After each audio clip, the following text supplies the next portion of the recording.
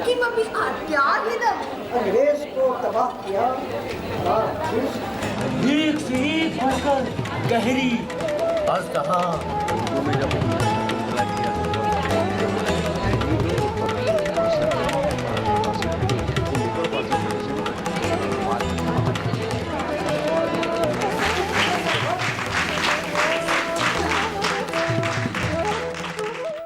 मुअज़्ज़िज़ नाज़रीन, हमने देखा कि किस तरह बंगाल में उर्दू ड्रामे ने तरक्की की। बल्कि ये कहा जाता है कि अगर ढाका में थिएट्रिकल कंपनियों का ज़वाल ना होता तो कौन जाने बम्बई में थिएट्रिकल कंपनियों की क्या सूरत होती। इस सदाकत पर हमें इसलिए भी यकीन करना पड़ेगा क्योंकि बम्बई की थिएट्रिकल कंपनियों में वही ड्रामा निगार नज़र आते हैं जो बंगाल की कंपनी में थे। गरज हर उरूज को ज़वाल का सामना करना पड़ता है, इसलिए ढाका को भी ज़वाल का सामना करना पड़ा और बम्बई का नसीब चमका। जब हम बम्बई की थिएट्रिकल कंपनियों पर नज़र डालते हैं तो पाते हैं कि यहाँ भी पहले इंद्र सभा ही पेश किया गया। इसके बाद इसकी तकलीद में कुछ तराजीम भी पेश किए गए। फिर ड्रामे का दौर ऐसा चला कि थमने का नाम ही न लेता था।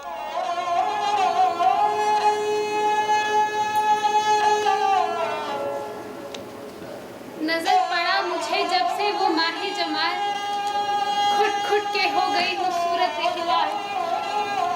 गुलशन न जी को भाता है न कोई निहाल, उस सर कद का रहता है 8 पहर ख्याल। अबरे नौ भार न दे दुख बरस बरस, कि मैं अपने आप मरती हूँ बेबिन तरस।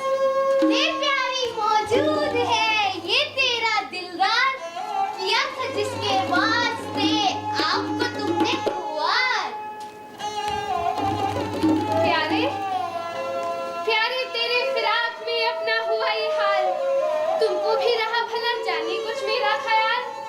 इतने दिनों जो सनम मैं तुमसे जुदा रही, किस दर्द व गम में आह मैं मुब्तला रही। बुलबुल की तरह याद में तेरी सदा रही, ओ गुल तेरी तलाश में मैं जा बजा रही। तेरे गमे फिराक में सानेहा रहा, हर लहजा हर घड़ी में असीरे बला रहा। हाय जिस रोज से शक्ल अपनी दिखाई तुमने, एक आतश मेरे सीने में लगाई तुमने। रोजो शब फिक्र तुम्हारी ही रहा करती है, इस कदर कि मेरे दिल में रसाई तुमने। दूर हो जाएगी सब वस्ल में ये रश्के परी, मेरे हाथ से जो ईज़ा है उठाई तुमने। शादी का रोज आज खुदा ने दिखा दिया, मेरे तुम्हारे हिज का पर्दा हटा दिया। आज की रात चलो ऐश मेरी जान करे, अपने इस कल्बे एहज़ा को परस्तार करे। जी में आता है शब हमें पी के शराब, हम और तुम आज की शब सैरे गुलिस्तान करें। दिल के मेरे पूरे सबाब जो अरमान करे, सो रहे आप मेरे साथ तो एहसान करें। जी में आता है कि कोठे पर बिछवाइए पलंग, चांदनी रात वहां चल के शबिस्तान करें। बम्बई में उर्दू ड्रामे की तारीख का अहद वही मुतय्यन किया जा सकता है जो इंद्र सभा के आगाज का लखनऊ और उसके मुज़ाफात में था। बहर सूरत उर्दू ड्रामा बम्बई के स्टेज पर नमूदार हुआ और इंद्र सभा की मौजूदा तर्ज यानी मंजूम शक्ल में ही नजर आया। ये किसका है घर, दाया मुझको कौन, बतला दे इसको मेरे तय तू शिताब से। ए सनम, जिसने तुझे ये चांद सी सूरत दी है, उसी अल्लाह ने हमें भी मोहब्बत दी है। मैंने अब पीछे तेरी अपनी जवानी खोई, पर किसी दिन गले से तेरे लगकर न सोई। ए सनम, जिसने तुझे ये चांद सी सूरत दी है, उसी अल्लाह ने हमें भी मोहब्बत दी है। चैनो आराम मेरा भी तो है तूने खोया, अपने दिलबर को सीने से ना लिपटा कर सोया। हर घड़ी कैद में तेरे मैं हमेशा रोया, घर तेरा खान या जंजीर है मुझे गोया। नहीं, अल्लाह ने तुझको मेरी उल्फत दी है, मेरी तकदीर ने मुझको ये मुसीबत दी है। हमसे छुप छुप कर करती है तू एक यार नया, ये चलन निकला है तेरे मुर्दार नया। कहाँ इंसान भला कौन परिजात कहां, तूने किसका ये निकाला है? अरे प्यार नया देव, ले जा इसे और डाल दे आग में एक बार। नहीं! नहीं!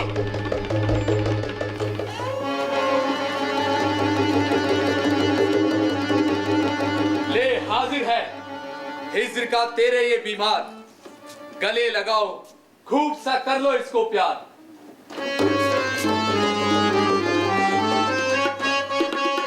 देखिए, पारसी थिएटर जो है वो आज के थिएटर की माँ है कहना चाहिए। लेकिन पारसी थिएटर जो है वो पूरा का पूरा इंस्पायर हुआ था ब्रिटिश थिएटर से, क्योंकि जिस ज़माने में 18 और 19 सेंचुरी में जब ब्रिटिश कंपनियां आया करती थीं और कलकत्ता में ख़ास तौर से शोज़ हुआ करते थे, तो उसमें सारे के सारे ब्रिटिश प्लेज आया करते थे।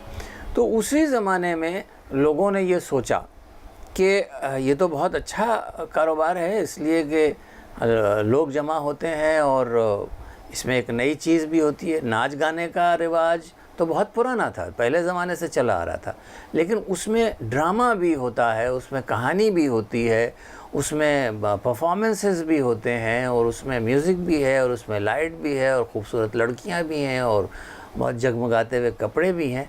ये तो एक अनोखी चीज़ है। तो उसको पारसियों ने एक बिज़नेस के तौर पर शुरू किया, और चूँकि उसमें कहानी चाहिए यानी ड्रामा चाहिए, तो उसके लिए जो उस ज़माने के जो राइटर थे उनको जमा किया, जिसमें बहुत सारे राइटर थे, नाम वाले राइटर थे। लेकिन सबसे ज़्यादा नाम अगर किसी ने कमाया तो वो आगा हशर का था, जिन्होंने बहुत सारे ड्रामे लिखे और बड़े कमाल के ड्रामे लिखे। लेकिन उसकी बुनियाद और उसका तेवर जो है वो बिल्कुल ब्रिटिश थिएटर के ऊपर था। उसी तरीके से उन्हीं बुनियादों के ऊपर वो काम किया गया था। पारसी थिएटर के इब्तदाई दौर में डॉक्टर भाववाजी लाड, खुर्शीद जी बहमन जी फरामर्ज और एदिल जी खोरी ने पारसी थिएटर के लिए ड्रामे लिखने के साथ साथ कई तराजिम भी किए। लेकिन इन ड्रामा निगारों को पारसी थिएटर की तारीख में खातिर ख्वाह मकाम नहीं मिला। पारसी थिएटर में जो पहला बड़ा और अहम नाम मंजर आम पर आया वो आराम थे। आराम के बाद चंद नामों का इजाफा शुरू हुआ और फिर ये सिलसिला तेज़ी से चल पड़ा। उस ज़माने में जिन ड्रामा निगारों के नाम हमारे सामने आते हैं उनमें रौनक बनारसी, हुसैन मियाँ ज़रीफ़, हबाब रामपुरी, तालिब बनारसी, मुराद बरेलवी, जौहर बनारसी, नफीस कानपुरी, करीम बरेलवी, फ़िरोज़ शाह खां रामपुरी, नज़ीर बेग, अफसोस मुरादाबादी और अब्दुल बेग अहम हैं। इनमें से हबाब रामपुरी और फ़िरोज़ शाह खां रामपुरी के ड्रामों के नाम मालूम नहीं। हाँ, ये ज़रूर मालूम होता है कि इन्होंने इब्तिदाई दौर में मुतअद्दिद ड्रामे लिखे। बाकी हज़रात के नाम से बहुत से ड्रामे शायदशुदा हैं। इब्तिदाई दौर में ही पारसी थिएटर ने न सिर्फ अपनी अहमियत मनवा ली बल्कि नए नए तजुर्बात भी किए। इससे पहले स्टेज बिल्कुल सादा हुआ करता था। अगर पर्दे का इस्तेमाल किया भी जाता था तो निहायत सादगी के साथ। लेकिन पारसी थिएटर की पेशकश में इन पर्दों पर सीनरियां पेश की जाने लगी। यही वो दौर है जब पर्दे का इस्तेमाल ड्रामे और मंजर की मुनासबत से अलग अलग मौक़ों पर मुख्तलिफ तरीके से किया गया। यानी सीन और एक्ट की मुनासबत से पर्दे का इस्तेमाल होता था। मेरे जहन में एक बहुत बड़ा क्वेश्चन मार्क है इसके बारे में। है भी, था भी, या सिर्फ उस तरह के थिएटर को जो अब आउटडेटेड हो गया है और जिस पे हम हंसते हैं और इनफैक्ट हम रियलाइज़ नहीं करते कि सारी हमारी हिंदी फिल्में उस पर मुनस्सर हैं, पारसी थिएटर को लेकर और पारसी थिएटर से भी पहले। और उन ट्रेडिशंस को हम अपनी सिनेमा में भी आउटग्रो नहीं कर पाए हैं। तो फिर उस थिएटर का वजूद कैसे रह सकता है? थिएटर सिनेमा से मुकाबला कैसे कर सकता है? नहीं कर सकता। और उर्दू ज़बान का थिएटर शायद इसलिए फौत हो गया क्योंकि उर्दू थिएटर जो उस वक्त 1930s में होता था, जब साउंड आना शुरू हुआ हिंदी फिल्मों में, हिंदुस्तानी फिल्मों में, तो वो सारे न सिर्फ एक्टर्स बल्कि म्यूजिशियंस, शायर, लेखक, कोरियोग्राफर्स, सेट डिज़ाइनर्स, म्यूजिशियंस, सारे के सारे फिल्मों में चले गए, क्योंकि उसी तरह की फिल्में बन रही थी, जिस तरह का थिएटर हो रहा था उसी तरह की। दे वर नथिंग बट फिल्माइज्ड प्लेस। वो सिनेमा किसी तरह से नहीं था, अलावा इसके कि एक कैमरा उसको कैप्चर कर रहा था।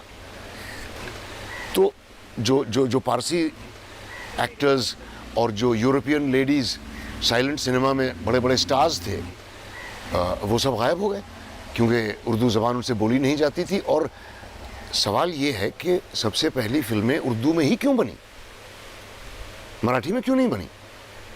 फिल्म इंडस्ट्री तो बम्बई में थी, या गुजराती में क्यों नहीं बनी, या पंजाबी में क्यों नहीं बनी? इसलिए कि वो लिखने वाले सारे थिएटर के थे और वो सब उर्दू ज़बान के लिखने वाले थे। अब ये भी क्लेम नहीं किया जा सकता कि वो बहुत ग्रेट लिखने वाले थे। पारसी थिएटर ने अपने दौर में ही अपनी शनाख्त बना ली। इब्तदा में पारसी मुसन्निफीन की तादाद ज़्यादा दिखाई देती है, लेकिन बाद के दिनों में वो नज़र नहीं आते। वजह साफ है कि उन दिनों ड्रामा निगारी के लिए शायरी का इल्म होना लाजिमी था। पारसी थिएटर की इब्तिदा चूँकि खालिस तिजारती मकसद से हुई थी, इसलिए उस ज़माने में स्टेज पर करतबबाजी शुरू हो गई। उन कंपनियों का मकसद ज़्यादा से ज़्यादा मुनाफा कमाना था और इसके लिए नाजरीन का खुश होना लाजिमी था। लिहाजा सुस्ती और आवाम को पसंद आने वाली तफरीह पेश की गई। इसलिए इब्तदाई ज़माने के ड्रामों में ये साफ तौर पर नज़र आता है। जब पारसी थिएटर सिने बुलूगत को पहुंचा तो इसके अंदर मैच्योरिटी आ गई। अब सिर्फ तफरीह नहीं बल्कि तफरीह के साथ साथ मेयार का ख्याल रखा जाने लगा। यही वजह है कि दूसरे निस्फ में ज़्यादा मेयारी और सबक आमोज़ ड्रामे खेले गए। उस ज़माने में खेले जाने वाले ड्रामों में नेकी और बदी का टकराव और बुराई पर अच्छाई की जीत नज़र आती है। इस नीयत से लाए हो इसे? इस नीयत से कि एक मर्द का इरादा एक औरत की जिद पर फतेहाब हो। ऐसा कभी ना होगा। ऐसा जरूर होगा। देखो तो सही, काजल की कोठरी में से किस तरह पाक व साफ निकल कर जा सकती है। मेरा दिल कहता है कि तेरी नापाक हवस इसकी पाक दामनी को हाथ भी नहीं लगा सकती। मगर मुझे मेरे इरादे में रोकेगा कौन? मेरा समझाना। मैं तेरी सुनना नहीं चाहता। इंसानियत का ख्याल, उसे मैं फिजूल समझता हूँ। नाबेजाही, उसका मुझ पर कोई असर नहीं होता। खुदा का खौफ, उसका मैं अंदेशा नहीं करता। गिरफ्तारी का डर, उसका मैं पहले ही इंतजाम कर चुका हूँ। देख हसद, अगरचे मैं खुद बुरा हूँ और रात दिन बुराइयों में रहता हूँ, लेकिन अभी तेरे भले की कहता हूँ।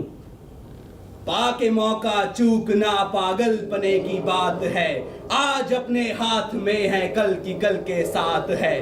कान बहरे हो गए वाज में बंद कर, देख सकता है तो देख वरना आंखें बंद कर। खैर सलाम, तू जाने और तेरा काम। इतना समझाया पर असर ना हुआ। एक पत्थर था पर बशर ना हुआ। खाक छानेगा, खाक चाटेगा, जैसा बोया है वैसा रहमदिल शख्स, मुझे तुमसे कुछ कहना है। तू बोल सकता है? आहिस्ता। तू हमारा भेद जानने के लिए गूंगा नौकर बना हुआ था। हाँ। या खुदा, मेरे दिल ने इस नापाक जगह आते वक्त जो पेशनगोई की थी वो सच निकली। मेरे भाई, मैंने तुम्हारे सारे गुनाह माफ कर दिए। खुदा के लिए उसे बचाओ, उसे भी तो उसकी इज्जत पर रहम खाओ। पर तुझे उससे क्यों हमदर्दी है? अंदर चलो, सब समझा दो। पारसी थिएटर में पेश किए गए ड्रामों में दो प्लॉट एक साथ चलते हैं, एक संजीदा प्लॉट और दूसरा मिजाहिया प्लॉट। असल ड्रामा संजीदा प्लॉट पर मबनी होता था। उस जमाने में मौजूदा दौर की तरह जदीद तकनीक या जदीद लाइट्स नहीं हुआ करती थी, इसलिए मंजर की तब्दीली के लिए जो वक्त दरकार होता था उतनी देर का मिजाहिया मंजर पेश किया जाता था। इससे नाजरीन की तफरीह भी हो जाती थी और असल ड्रामे के दूसरे मंजर की तैयारी भी हो जाती थी। एक्चुअली जो पारसी थिएटर है हमारा, वो हमारी 3-4 चीज़ों से जुड़कर बना है। एक तो हमारी लोक परंपराएं हैं, वहाँ से उसने आशु अभिनय ले लिया। फिर हमारा क्लासिकल संस्कृत ड्रामा है, जिसमें उसने वहाँ से उसकी चित्रात्मक जो चित्र बनते हैं उसकी भाषा में, जो काव्य है उसकी भाषा में, उसको ले लिया। और तीसरे विक्टोरियन थिएटर के तत्वों को मिलाकर, यानी कि थोड़ा बहुत रियलिज्म जो था वो उसमें आया, और इन 3 चीज़ों से मिलकर बना पारसी थिएटर। तो शुरुआती जो नाटक लिखे गए हैं वो पहले उर्दू में बहुत लिखे गए, बहुत अच्छी उर्दू में लिखे गए। कई बार बड़ी मुश्किल उर्दू होती थी तो लोग उसको समझ नहीं पाते थे। तो हमारे जो लेखक माने जाते हैं पारसी शैली के बहुत अच्छे, मैं नॉर्दर्न इंडिया में जो पारसी शैली के रंगमंच होता था उसके बारे में बात कर रही हूँ। उसके 3 स्तंभ हुए हैं, आगा हश्र काश्मीरी जी, नारायण प्रसाद बेताब और राधेश्याम कथावाचक। इन तीनों की खासियत ये थी कि इन तीनों ने हिंदी में भी नाटक लिखे हैं और उतने ही अच्छे उर्दू में भी लिखे हैं। तो उर्दू अदब को आगे बढ़ाने में, लोगों में उर्दू की भाषा की जो नफासत है उसको फैलाने में इसका बहुत बड़ा योगदान है, क्योंकि इसकी जो शेर व शायरी होती थी वो उर्दू में बहुत अच्छी होती थी। मरीज़ा, यह है मिस्टर सिकंदर खान, लकबे सिकंदर खान। ये मेरे खालाजाद भाई हैं जिनके साथ मैंने तुम्हारी निस्बत ठहराई। अब्बाजान, मुझे कमाल हैरत है कि आप अपनी लड़की को एक बंदर के साथ बहना चाहते हैं। गुस्ताख लड़की, तू मेरे सामने ही मेरे खालाजाद भाई की तौहीन करती है। अरे कहने भी तो भाई, हम तो इसी बातों का बुरा ही नहीं मानते। हम तो अल्लाह वाले ठहरे भाई हैं। 100 जूतों से कम रुतबे वाली नहीं होता। अरे इज्जत वो खजाना है जो कभी खाली नहीं होता। अजीब बेगैरत आदमी है। अरे ऐ मेरी खूबसूरत बला, ये तेरा दिल फरोश आशिक तुझसे शादी हो जाने के बाद तुझे इस दाव पेच के साथ ख्वाब-ए-हस्ती का नजारा दिखाए कि तू भूल भुलैया में खो जाए और मेरा फसाना सुनकर अलादीन और अली बाबा की दास्तान क्यों भूल जाए। अरे ऐ मेरी नेकस्मत चंद्रावली, तेरे अछूता दामन की तारीफ सुनकर कि सिकंदर बिन सुल्तान फरीद आबे इब्लिस स्पीकर अब तो आपे से खो गया और ये तेरा शरीफ बदमाश बाप काया पलट करके सो गया। क्या बके जाता है? ऐ मेरी हुर्रे रब, तेरे अंदाजो जफा ने जो इस तेरे हवस इस भोले शिकार को मारा है उसका वारा है न न्यारा है। अब इस मतलबी दुनिया में इस गाफिल मुसाफिर को क्या चारा है। अगर इस खाकी पुतले को कुछ सहारा है तो ऐ सितारा, वो तुम्हारा है, वो तुम्हारा है, वो तुम्हारा है। अब्बा जान, ये गुस्ताख शख्स मेरी तौहीन करता है और आप खामोश हैं। इसके क्या मानी?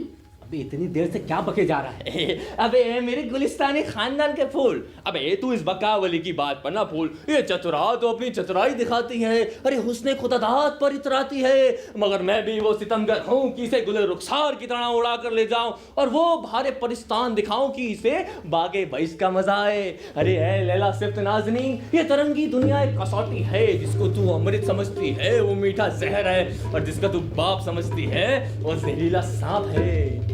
चुप हो जा वरना तेरा गला घोंट दूंगा। असीरे हिर्स, तूने मारे आस्तीन बनकर जो इस बज़्मे फानी में खूने नहाक किया है उसका इंतकाम ये शहीद नाज लेगा। पारसी थिएटर का निस्फ आखिर यानी 1895 के बाद का ज़माना ज़्यादा बेहतर नज़र आता है। उस दौर में खेले गए ड्रामे न सिर्फ ज़्यादा मकबूल हैं बल्कि ज़्यादा मेयारी भी हैं। उस दौर में जिन ड्रामा निगारों ने पारसी थिएटर की खिदमत की उनमें सईद मीर मेहंदी हसन एहसन लखनवी, पंडित नारायण प्रसाद बेताब देहलवी, भारतेंदु हरीशचंद, पंडित राधे श्याम कथावाचक, मुंशी रियाजुद्दीन रियाज देहलवी, आसिफ मद्रासी, मोहम्मद अजीज़ ख़ान दिल लखनवी, मिर्ज़ा शाहजहां आलम खां शम्स लखनवी, हाफिज़ मोहम्मद अब्दुल्ला फ़तेहपुरी, मिर्ज़ा नज़ीर बेग, नज़ीर अकबर आबादी और आगा हश्र कश्मीरी अहम हैं। इन ड्रामा निगारों ने पारसी थिएटर को वो मकाम अता किया जिसकी वजह से वो हमेशा हमेशा याद किए जाते रहेंगे। पारसी थिएटर ने अपने आखिरी दौर में कई सतहों पर तरक्की की। पर्दों का इस्तेमाल, अब ज्यादा बामानी होने लगा। मिजाहिया प्लॉट को असल प्लॉट का हिस्सा बनाया गया। ड्रामे के पहले हिस्से में तो दोनों प्लॉट अलग नजर आते, लेकिन जैसे जैसे ड्रामा आगे बढ़ता उसमें पुख्तगी आती जाती और आखिर में असल प्लॉट का हिस्सा बन जाता। मिजाहिया हिस्से में अब तंज के निश्तर भी चलाए जाने लगे। उस दौर के समाज को सामने रखकर तंजिया मुकालमे लिखे जाते। इस हिस्से के जरिए अंग्रेजों की तहजीब को भी खूब निशाना बनाया गया।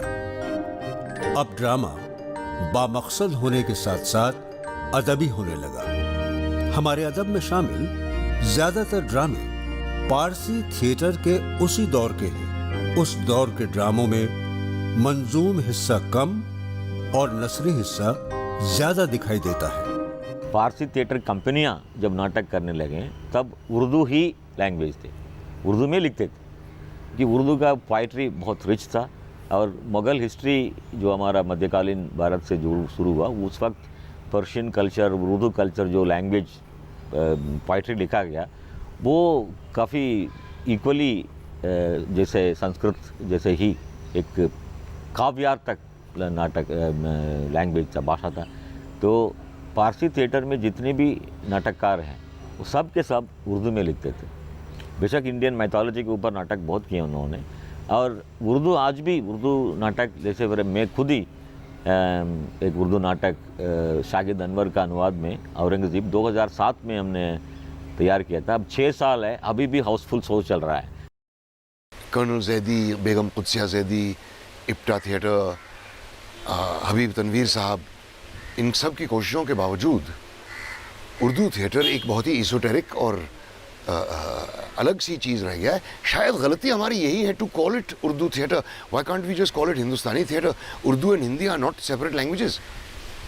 ये डिवीज़न तो बहुत ही गलत है और मसनूई है। और पार्टीशन के वक्त जो है लोगों को लगने लगा कि उर्दू मुसलमानों की ज़बान है, जो कि बिल्कुल ऐसा नहीं है। तो नाज़रीन, आपने महसूस किया कि किस तरह के ड्रामे और किस अंदाज से उन पारसी थिएट्रिकल कंपनियों के ज़रिए पेश किए जाते थे।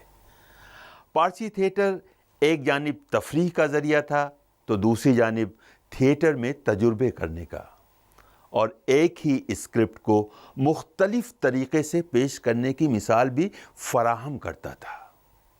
ड्रामे का एक साथ ट्रेजिडी और कॉमेडी का रंग अता करता हुआ दिखाई पड़ता था। ये पारसी थिएटर की देन है कि आज हम स्टेज पर तरह तरह के करतब और बहादुरी के खेल दिखा पा रहे हैं। आज का सफ़र यहीं ख़त्म करते हैं। अगले हफ्ते आगा हश्र कश्मीरी और उनके ड्रामों के साथ फिर मुलाकात होगी। खुदा हाफिज़।